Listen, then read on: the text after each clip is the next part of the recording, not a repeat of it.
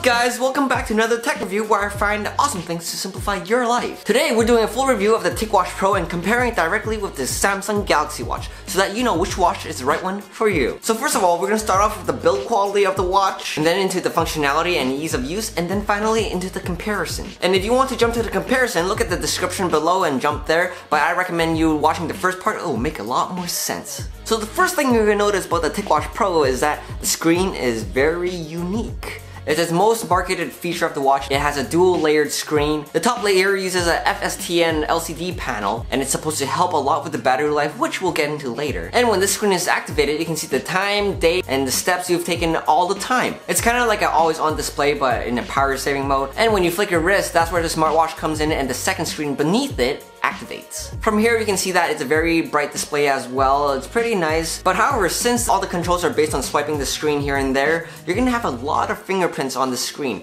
And from my close observation of the screen, it doesn't really look like glass or feel like glass. It's more of a softer screen, and when you tap it, it sounds like a plastic kind of feel. So the next thing you'll notice is the bezel on the watch. It's made of steel, and on the frame it's made of a reinforced nylon fiber. Maybe it's carbon fiber, I don't know. And on the back side you see the heart rate monitor with the steel back. So with all that material, it has a very nice weight to it. And when you're wearing the watch, it's actually very comfortable because it comes with this leather strap that's kind of like a hybrid here. You got the leather on the top, and then you have this plastic that's touching your wrist, so it's sweat resistant. It's a very snug fit with my wrist, and what can I say? It feels good.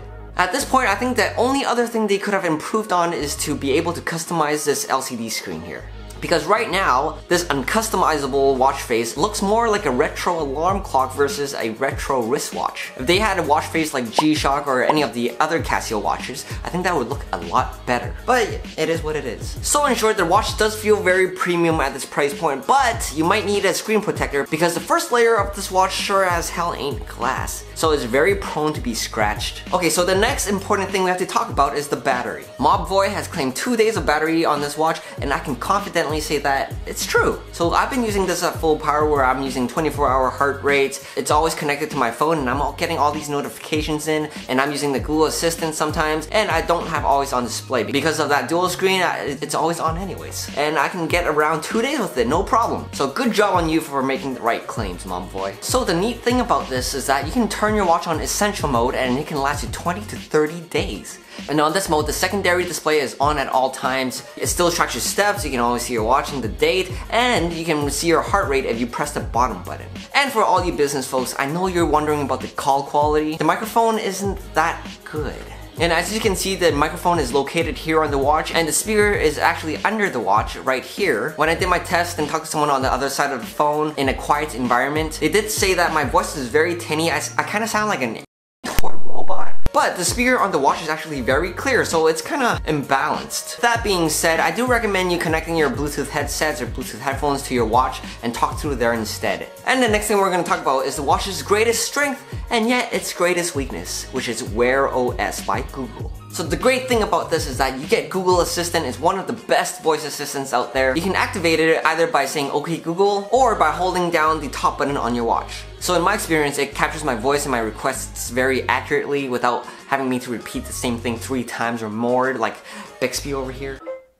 Oh god. And the other great thing about Wear OS is that you have a ton of apps. You can activate Google Maps on your phone. Any app that you can think of is probably already made in the App Store. So that's definitely something I really liked. So with the App Store, there's a ton of high quality apps that are free and paid for. And the great thing about this, you can actually use Google surveys and get rewards there and pay for the apps like that for free. And there's a ton of apps that are useful. I'll link them down below. So that sounds good and all, but however, there are a lot of negatives to Wear OS as well. So I would just say that there's a lot of pressing into things, and it's really hard to find some things. It's not really that intuitive, and you really gotta be like, and play on your watch for a few minutes to really get to where you want to. There's not enough shortcuts. In that sense, it really does make your watch feel more like a Tamagotchi or a iPod Nano at this point instead of a real tool. So the other frustrating thing with this watch is that it's slow. The chip used here is actually 2 years old, and I do see some lag when I'm using some applications here and there. You kind of notice it sometimes, you kind of don't, and the apps are really scattered. So as you can see on my screen, I need 4 apps to work this watch. You have the Mob4 app, which really shows your fitness, and then you have Google Fit, which also shows your fitness, which is not that useful, and then you have Wear OS, which controls your watch face, your battery, and notification, and settings, and all that, and then you have the Google Play Store. But I do think this will improve over time where they will simplify processes and hopefully have everything